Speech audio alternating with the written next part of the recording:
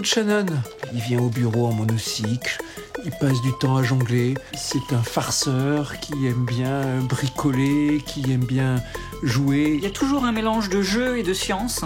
Il s'amusait en faisant de la science, il faisait de la science pour s'amuser en s'amusant.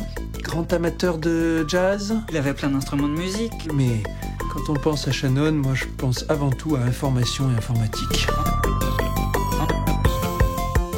Shannon, il a inventé la théorie de l'information. La moindre télécommunication, chaque fois que vous passez un coup de fil à quelqu'un, ou chaque fois que vous envoyez un mail ou un SMS, ça utilise les idées de Shannon.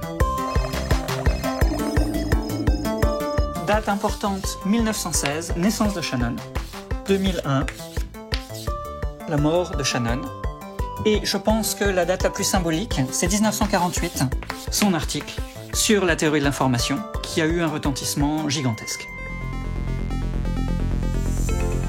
En 1948, il a 32 ans. Tout le monde découvre la théorie de l'information. C'est l'engouement, on en parle dans la presse, dans les romans, tout ce qu'on veut. Et c'est l'un des très rares exemples de l'histoire des sciences, une théorie qui naît d'un coup sous sa forme moderne. C'est aussi dans un de ces articles qu'on rencontre pour la première fois la notion de bit informatique et donc tout ce qui va avec, les gigabits, les mégabits.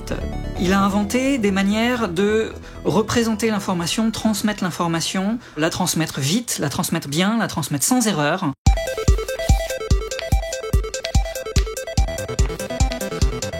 L'équation de l'entropie de Shannon, ça vous explique la quantité d'informations qu'il y a sur un message, donc la place qu'il va prendre à stocker sur un ordinateur, sur un disque dur, sur une clé USB. Quand vous prenez une photo, par exemple, on ne retient pas toute la photo, on la comprime d'abord, parce que si on ne comprimait pas les photos, si on ne comprimait pas les vidéos, vous ne pourriez pas regarder un film par Internet. La compression, ça utilise l'entropie de Shannon, partout.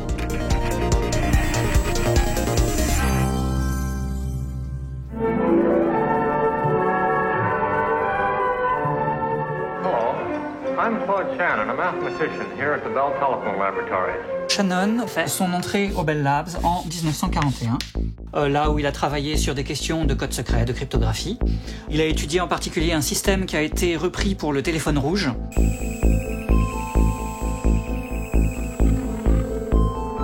Les Bell Labs, c'est le laboratoire de recherche de AT&T, qui était la grande entreprise de communication des États-Unis, entreprise énorme. C'était un écosystème de plusieurs milliers de personnes. On peut imaginer quasiment un laboratoire de recherche idéal. Je crois qu'il y a eu 8 prix Nobel. 20 à 30% du temps est complètement libre. On devait toujours travailler avec la porte ouverte. La personnalité de Shannon, qui était très joueur, devait certainement mettre de l'ambiance. Et ça a donné des choses absolument fantastiques. Photographie électronique, téléphonie mobile, les premières communications téléphoniques fiables entre l'Europe et l'Amérique, la communication par satellite, même le laser a été développé au sein des Bell Labs. Shannon a fabriqué cette petite souris qui est très amusante, qui sort toute seule d'un labyrinthe, donc c'est un des premiers exemples d'apprentissage informatique par essai-erreur. Il y a eu aussi la conception du premier programme pour jouer aux échecs, automatiquement. Il y a toujours cet aspect d'amusement chez Shannon. Et ça a contribué, bien sûr, au développement ensuite des ordinateurs. Chez vous, vous avez des Bell Labs partout, que ce soit un thermostat ou un ordinateur ou un appareil photo. Vous avez aujourd'hui l'héritage de toutes ces inventions-là. I confidently expect that within a matter of 10 or 15 years, something will emerge from the laboratories which is not too far from the robot of science fiction fame. Quand on lit Shannon, quand on lit les articles, quand on regarde ce qu'il a fait, on voit qu'il était passionné par ce qu'il faisait, qu'il voulait comprendre ce qu'il faisait, qu'il voulait que ça ait des applications, que ce soit de la belle science. Et avec Shannon, on a quelqu'un qui met autant de cœur et de sérieux à travailler sur la théorie de l'information qu'à travailler sur la théorie du jonglage.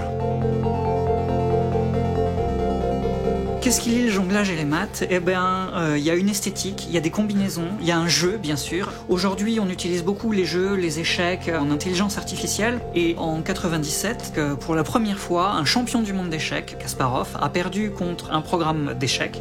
Je pense que Shannon n'aurait pas été surpris, en fait. Dès le moment où il s'est mis là-dedans, Shannon a eu la vision qu'un jour viendrait où le programme battrait l'humain. On peut même imaginer Shannon avec son petit, son regard malicieux faisant un petit sourire en disant « je vous l'avais bien dit ». I enjoyed working on this kind of a problem without any notion of being famous and so on.